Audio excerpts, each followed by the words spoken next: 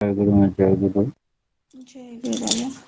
এতক্ষণ যারা পরম প্রেমময় শ্রী শ্রী ঠাকুরের নামামৃত সুধা পান করলেন, তাদের মানব জীবন শ্রেষ্ঠ জীবনের একমাত্র উদ্দেশ্য ঈশ্বর প্রাপ্তি, তা যেন এই জীবনেই সফল হয়, এই কাতর প্রার্থনা দয়ালের রাঙারাতুল চরণে।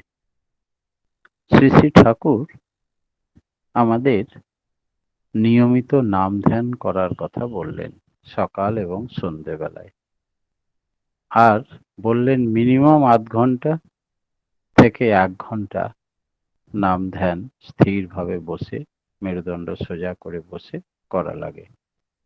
আর 24 ঘন্টা চলাফেরায় নামের অনল জ্বালিয়ে রাখতে বললেন, সব সময় যেন নাম চলতেই থাকে। আর তার মূর্তি যেন সবসময় আমরা দেখতে থাকি, মূর্তি যেন ভুলি না কো তিল।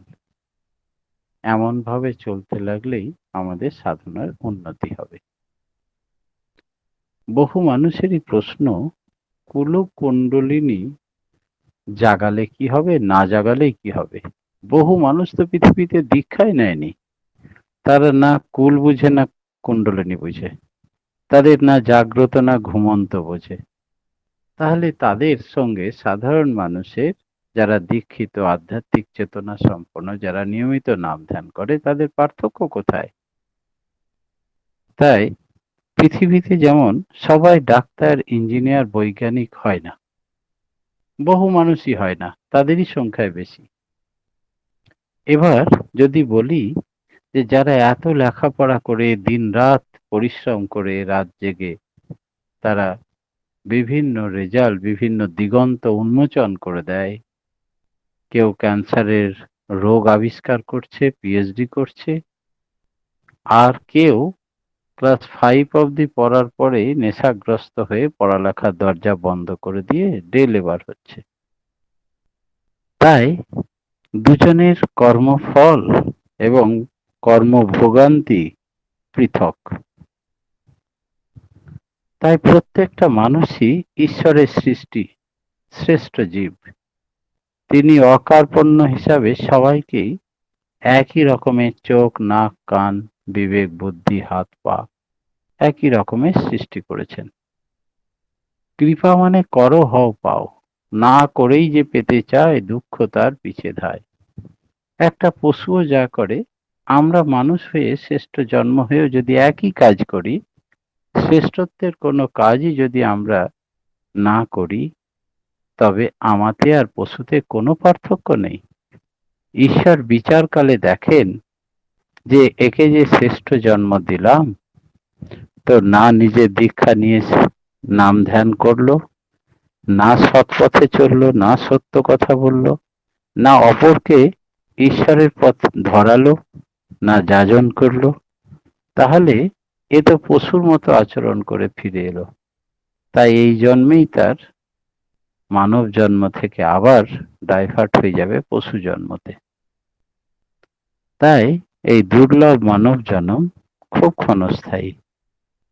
আমরা একে শ্রেষ্ঠত্বের আশ্রয় গ্রহণ করে, শ্রেষ্ঠের পুজো করে, শ্রেষ্ঠের ধ্যান করে, শ্রেষ্ঠের নাম কীর্তন করে সব সময় তাতে লিপ্ত থাকব। তার কথা, তার কাজ, তার চিন্তা, এছাড়া আমাদের আর পৃথিবীতে কোনো কাজ নেই। ঠাকুর বললেন, you are for the Lord, not for others. You are for the Lord and so for others. সেই কাজটাকেই সব থেকে বেশি গুরুত্ব দিতে হবে, তবেই আমাদের মানব জন্ম থেকে ঈশ্বর প্রাপ্তি সম্ভব হবে। জন্ম মৃত্যুর পারে চলে যেতে পারবো এই পুরুষোত্তমের ধ্যান করতে গিয়ে। তাছাড়া আমাদের এই জন্মে আর মুক্তির দ্বিতীয় কোনো পন্থা নেই। এর জন্য আমাদের যোগ্যতা কি লাগবে? না তো শুধু একটু ব্যাকুলতা, সদ ইচ্ছা থাকা চাই যে আমার ঈশ্বর প্রাপ্তি এই জন্মেই করতে হবে। সেইভাবে একটু চেষ্টা রাখতে হবে, আর সদ্গুরু শরণাপন্ন হয়ে তার দীক্ষা গ্রহণ করতে হবে, আর সৎ নাম মনন করতে হবে। এইটুকু করলেই আমরা তার নির্দেশিত পথে যদি নিয়মিত চলতে পারি, তাহলেই অতি সহজেই ঈশ্বর প্রাপ্তি সম্ভব হবে। এবার তিনি বললেন, সকালে উঠে অতি প্রত্যুষে জলগ্রহণের পূর্বে খুব পবিত্রভাবে ইষ্টভৃতি বা ঈশ্বরের পুজো অর্ঘ্য নিবেদন করতে। তারপরে বললেন যে নাম ধ্যানে ব্রতী হতে। আমরা তাই ক্ষুদ্র প্রয়াস নাম ধ্যান মহাযজ্ঞ চালিয়ে আসছি। বহু মানুষ সেখানে বিভিন্নভাবে উপকৃত হন, প্রত্যক্ষ বা অপ্রত্যক্ষভাবে, এবং নিজেরা শুধু উপকৃত হন তাই নয়, তাদের এক একটা পরিবার, পরিবেশ, পরবর্তী জেনারেশন তাদেরকে দেখে এই নাম ধ্যানের অভ্যাসে অভ্যস্ত হবে। যদি না করি, তুমি তোমার নিজের, নিজ পরিবারের, দেশের ও দশের বর্তমান ও ভবিষ্যতের জন্য দায়ী। আমাদের দায় দায়িত্ব সম্বন্ধে তিনি সচেতন করে দিলেন। কি বললেন? যা ইচ্ছে তাই করবে তুমি, তা কিন্তু রে চলবে না। ভালো ছাড়া মন্দ করলে পরিস্থিতি ছাড়বে না। আমরা প্রতিনিয়ত তা দেখতে পাচ্ছি। খুব ভালো ভালো উচ্চ শিক্ষিত পরিবারে স্ত্রী স্বামীর কথা মানে না, ছেলে মা বাবার কথা শোনে না, সবাই যেন নন কোঅপারেশন, নিজের খেয়াল খুশি মতো চলে। যেখানে ঠাকুর মেনে চলার কথা বললেন, ঠিক তার বিপরীত চলনে বর্তমান যুগ চলছে, না মানার ভাব। তাই শ্রী শ্রী ঠাকুর বললেন, প্রত্যেককে বীজ ছড়িয়ে দাও, পরমপিতার নাম জানিয়ে দাও, বলে দাও এই হি নাম ও নিজ নাম হ্যায়, মান আপনে ধারলে। 4 লক্ষবার মনুষ্য জন্ম, তার মধ্যে আমরা বহুবার জন্মেছি, এর আগে বহু মা বাবা পেয়েছি, স্ত্রী পুত্র পরিবার পেয়েছি, ধন দৌলত বাড়িঘর গাড়ি বাড়ি সব পেয়েছিলাম, একটিও মনে নাই। আবার কয়েক বছর পরে আমরা আবার এই আমার মা বাবার দেওয়া নামটা ভুলে যাব। এতদিন পর যে আমাদের আসল নাম, যে বীজ মন্ত্র, সেইটি ঠাকুর জানিয়ে দিলেন। তিনি পরমপিতা, সকলের স্রষ্টা, তিনি বিচারক, তিনি পরিচালক, তিনি পরম ব্রহ্ম, পরমেশ্বর, পরমাত্মা। তিনি আমাদের জড় উপাদানে তৈরি শরীরের বসে থাকেন, অনাহত নাদে নাম করছেন, আর আমাদেরকে এই শিক্ষায় দিচ্ছেন যে হে জীবাত্মা, প্রবৃত্তি সংকুল, তুমি সব কিছু ভুলে শুধু আমার ধ্যানে মগ্ন হও, আমার দিকে তাকিয়ে থাকো। এত কাজে কাজ কি তোমার? তুমি কাউরির পানে ছুটতে হবে না, শুধু আমার পানে তাকিয়ে থাকো আর নাম করো। আমি তোমাকে এই জীবনে উদ্ধার করে দেব। সব কিছু ছেড়ে সর্বধর্মান পরিত্যাজ্যং মামেকং শরণাং ভজ, অহং তাং সর্ব পাপেভ্য মোক্ষস্বামী মা শুচ। অনেকে ধর্মের নামে অধর্ম করে বেড়ায়, অনেকে উপোস কাপাস করে নিজেদের শরীর নষ্ট করে দেয়।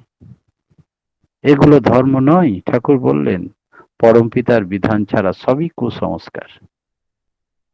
সেই জন্য ভগবান শ্রীকৃষ্ণ স্পষ্ট ভাষায় গীতায় বললেন, সমস্ত ধর্ম তোমাকে ত্যাগ করতে হবে অর্জুন, শুধু আমাকে নিয়ে থাকবে, তবে আমি তোমাকে মোক্ষের পথে নিয়ে যেতে পারবো। আর এইসবের মূলেই আছে ওই মেরুদণ্ড সোজা করে বসে নাম ধ্যান নিয়ত করা। তাতে কি হবে? কুলকুণ্ডলিনী জাগবে। কি কুল, কি কুণ্ডলিনী, এর মানে কি জানা দরকার।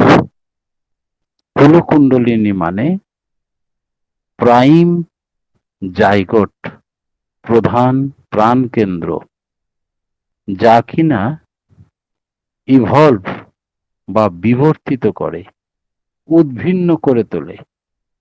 কুল মানে হচ্ছে ধারা, ধারাটা যেখানে কুণ্ডলীকৃত হয়ে আছে তাকে বলে কুলকুণ্ডলিনী। ইরা পিঙ্গলা সুষুম্না, গতিশীল জ্যোতিশীল অব্যক্ত শক্তি অতিশায়নী সম্বেগ নিয়ে মানুষকে জাগ্রত করে তোলে।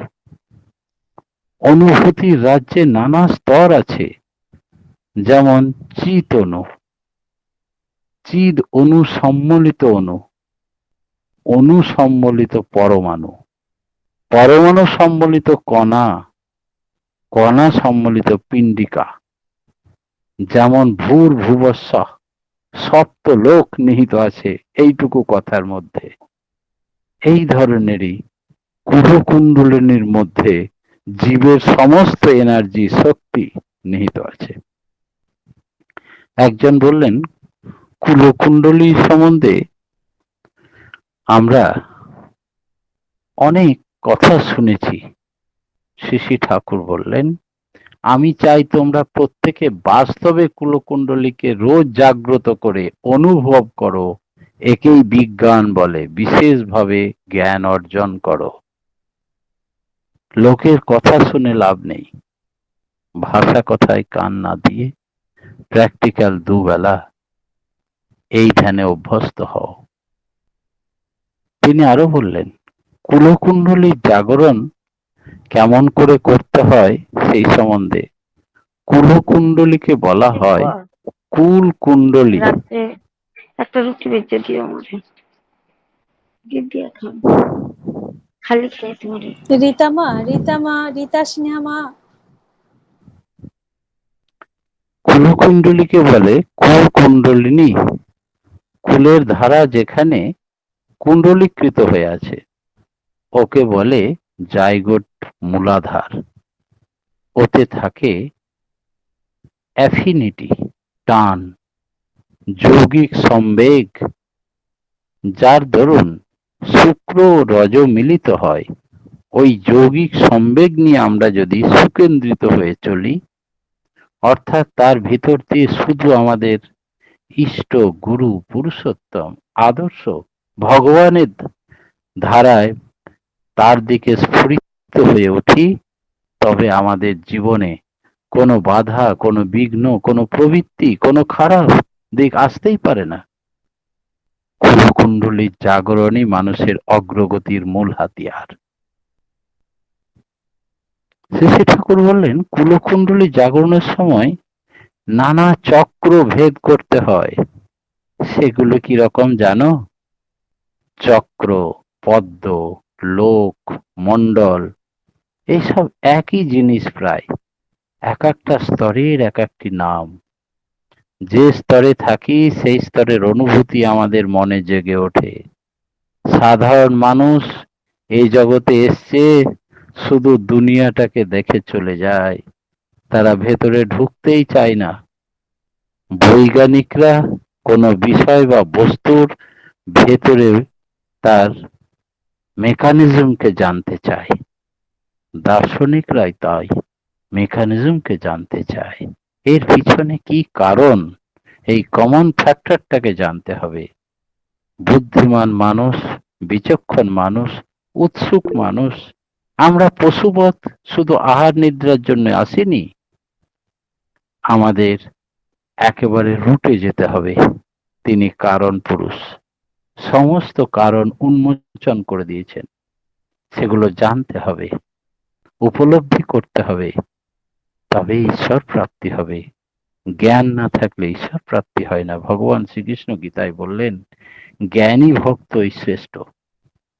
তাই কি করে ঊর্ধ্বরেতা হওয়া যায়, ঊর্ধ্ব স্তরে ওঠা যায়, মনকে ঊর্ধ্বে তোলা যায়, তিনি বললেন ঊর্ধ্ব স্তরের অনুভব এই কুলকুণ্ডলীর জাগরণের মাধ্যমেই সম্ভব।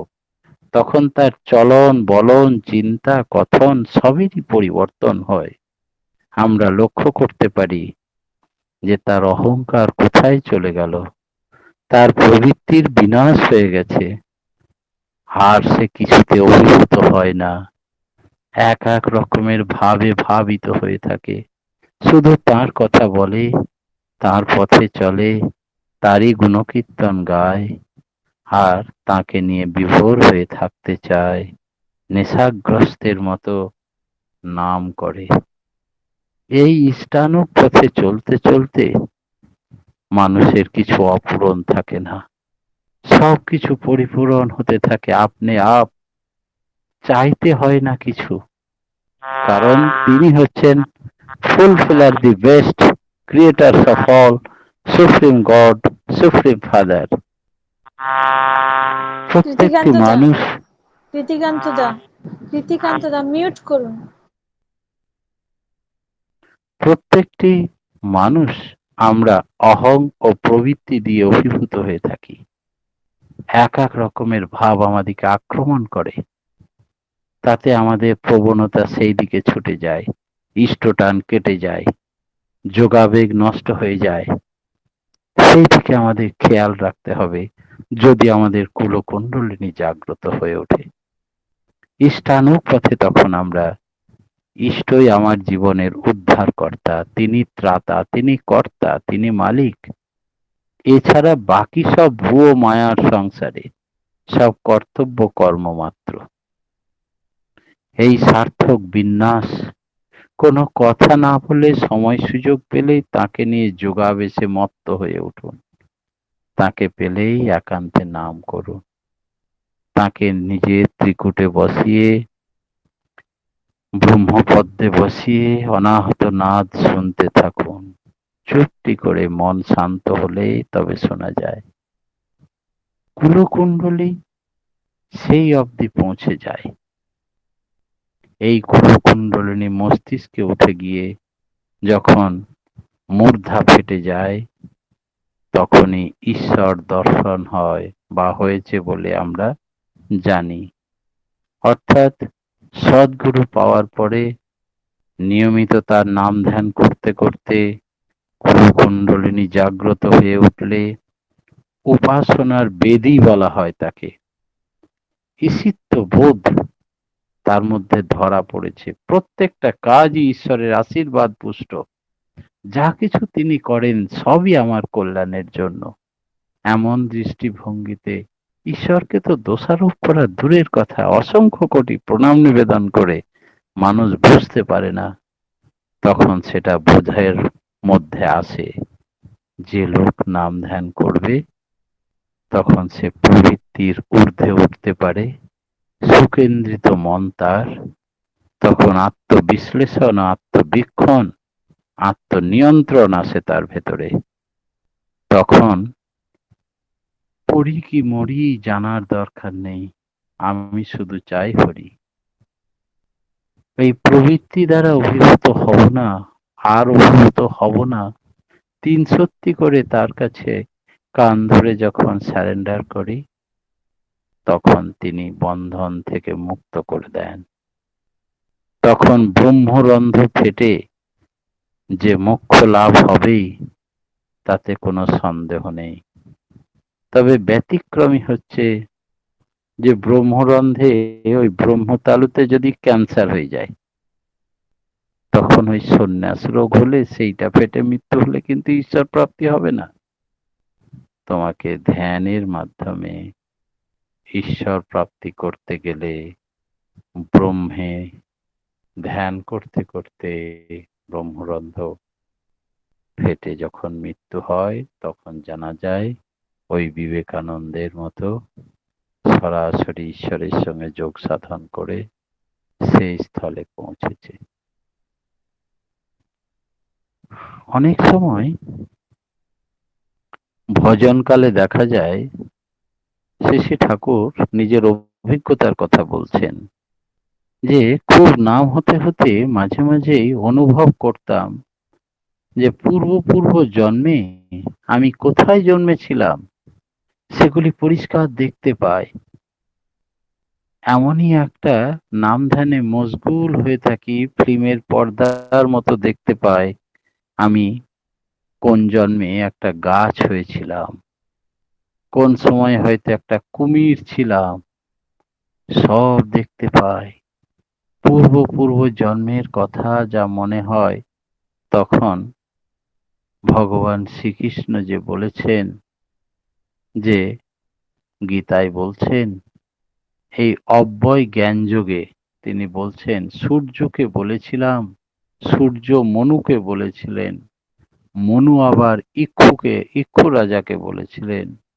এইসব কথাগুলি একেবারে সঠিক। জাইগোটের মধ্যে, জিনের মধ্যে কোটি কোটি বছরেও এই গুণ নষ্ট হয় না, তা নৌকানো থাকে। সূক্ষ্ম সারা যত পায় নাম ধ্যানের মাধ্যমে স্পন্দিত হয়, তখন গভীরে প্রবেশ করতে পারে, সমস্ত বন্ধন মুক্ত হয়ে যায়, তখন এক একটি জিনিস ফুটে স্পষ্ট দেখা যায়।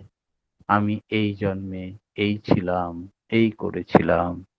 তাই ভগবান শ্রীকৃষ্ণ সেই লেভেলে ধ্যান করে অনুভবের মাধ্যমে সব জানতে পেরে একেবারে সঠিক কথা বলেছেন। এই সবের মূলেই হচ্ছে রাধা নাম। রাধাকে, রাধা তত্ত্ব সম্বন্ধে বহু কথা শ্রী শ্রী ঠাকুর ডিকশনারি খুলে এক্সম্যান সাহেবকে দেখিয়েছিলেন। পৃথিবীর সমস্ত কর্ম নিষ্পাদন বা সম্পাদনের ক্ষমতা যার মধ্যে নিহিত আছে তিনি রাধা। তার সঙ্গে এই রাধা নাম চালাতে গেলে কি হয় না, তো আমাদের অন্তর্নিহিত যোগাবেগ বেড়ে যায়, অর্থাৎ পরমপিতার সঙ্গে যোগ সৃষ্টি হয়। এই যোগাবেগ যার যত অভেদ্য, অচ্ছিন্ন, অচ্যুত একটানা লেগে থাকে, সে তাকে ছাড়া আর কিছু চায় না। সব তুমি, সব তুমি। মানুষের দোষ দৃষ্টি শেষ হয়ে যায়, মানুষ ঈশ্বরত্ব লাভ করে। তাই এই শ্রেষ্ঠ নাম, শ্রেষ্ঠ বীজ আমরা পেয়েছি। পরমপিতার রাঙারাতুল চরণে কাতর প্রার্থনা, আমাদের যেন সেই ভাব হয়, সেই যোগ সৃষ্টি হয়, এই জন্মে ঈশ্বর প্রাপ্তি হয়। এই বলে আমার ক্ষুদ্র বক্তব্য এখানে শেষ করলাম। জয় গুরু।